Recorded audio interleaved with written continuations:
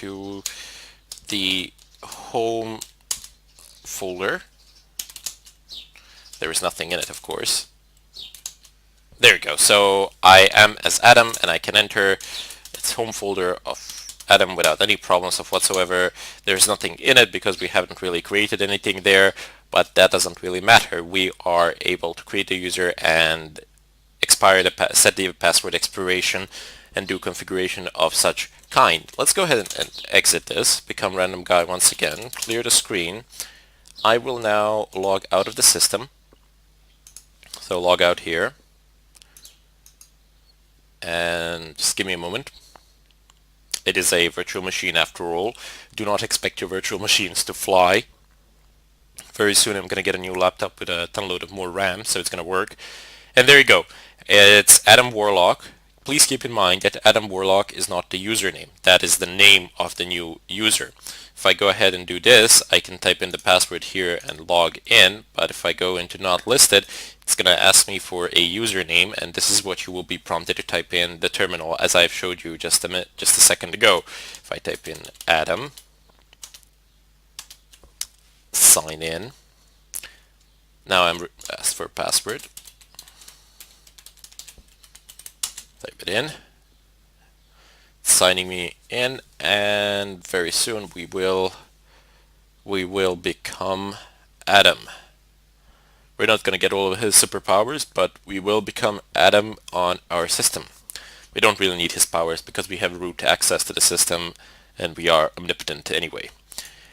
Okay, so in the upper right corner it says Adam Warlock. You are prompted here with the first time configuration. You need to select the language and input source. I don't know, you can connect it to the existing cloud and stuff like that. Start using Linux client. That is what we really need. It's prompting me for updates down there, but I don't want to do updates at this time. I'll do it a bit later on. Let's go ahead and close this as well. Excellent. So in the upper right corner you see that it is indeed Adam Warlock. You can actually see the name, and if I go ahead and open up my terminal, you will see that the default user here in the terminal is Adam. Also, the settings for one user will not apply as settings for another user. So you see I get a white terminal here with black font that is a lot smaller. I'm not zooming it in because there's nothing in particular to see there. I won't be doing anything as Adam Warlock. I will go back to being random guy. I prefer to be random to an extent, I suppose. But now we have seen how we can actually create a user, and I would urge you to experiment with various options and see what sort of outputs you get. Doesn't matter if you get errors. Simply post them on Udemy in the discussion section, and I will be more than happy to play with you, play around with you with these options and help you out to get things sorted out. Anyway, I would like to bid you all farewell, and I wish you all a ton load of luck until we see each other next time in the follow-up tutorial. Welcome back everybody. Today I am going to talk about the creation of groups and how we can actually assign users to those groups. In order for us to do this, we will need to use the group add command, which is fairly similar or pretty much the same as user add command. So all you need to type in instead of user add is group add --help, and you'll get a fairly brief set of options, which are all pretty much not really that important at all. Somebody might say, oh well, but you have a group password that is here, isn't that important, or at least of some importance? Well, no, not really, because it is no longer really used on any of the newer systems.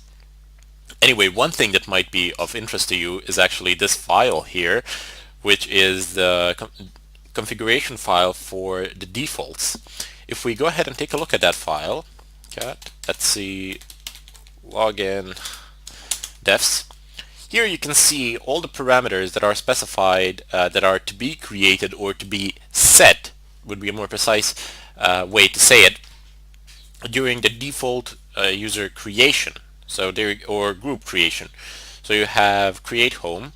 Would you like the home directory to be created? Yes. So you just type, if you don't want that to happen, you would just type in here no, and by default no home directories would be created. Down here you have an encryption method specified to encrypt the passwords. Up here you have the GID pool of basically number of IDs. It goes from 1,000 to 60,000. You can narrow this pool down or make it very specific if you want your groups to have specific GIDs. Up above, for user add, again, you have the same option here, and there are, password minimal length. This is very nice. Expiration dates, etc., that you can actually set, combine, and have that by default. So you can define your policies here should you choose to do so. All you need to do in this file is basically either change these numbers or change the right side of this configuration, such as, for example, instead of yes, you would type in no, or instead of this path, you could type in another path. This one is commented out. I'm just citing this as an example. You shouldn't really mess around with this one input. Oops. The screen ran a bit away from me. Where was it? Yep, you shouldn't really mess around with this one in particular, not for the time being anyway, but you can change a lot of these other values here if you wish to do so.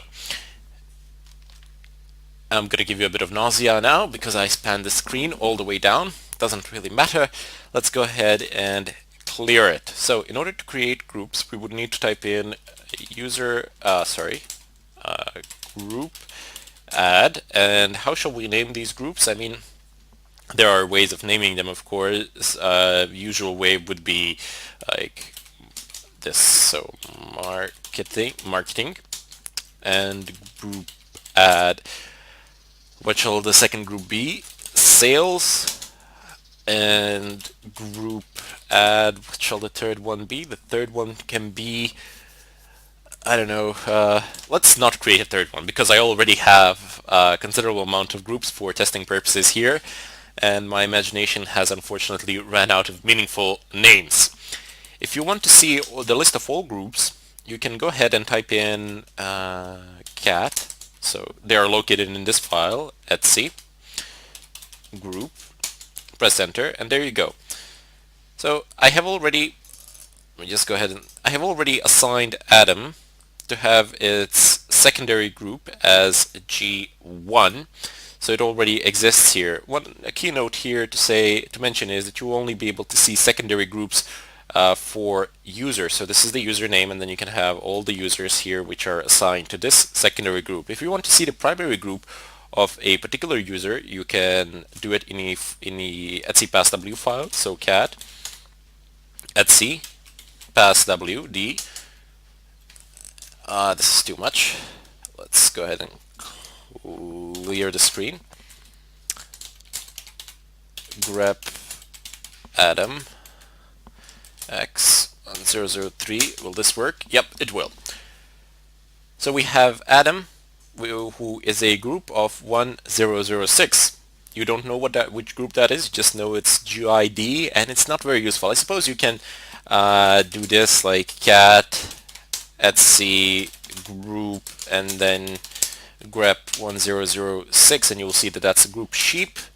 And there you go, that is the group sheep. Adam now belongs to the group sheep. That is its primary group. I'm sure that he's not very grateful for this.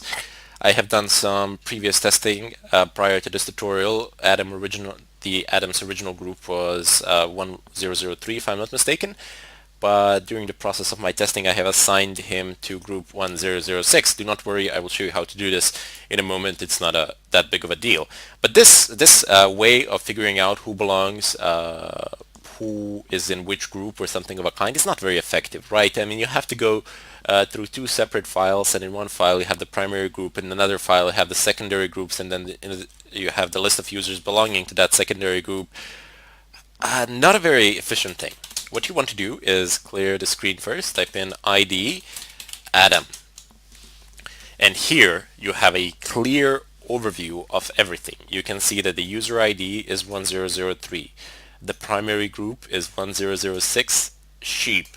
The secondary groups are, well, all of the groups are actually sheep and G1. G1 being the secondary group to which I have assigned it. Do not let this G1 confuse you. That is just a name that I have assigned him during my test run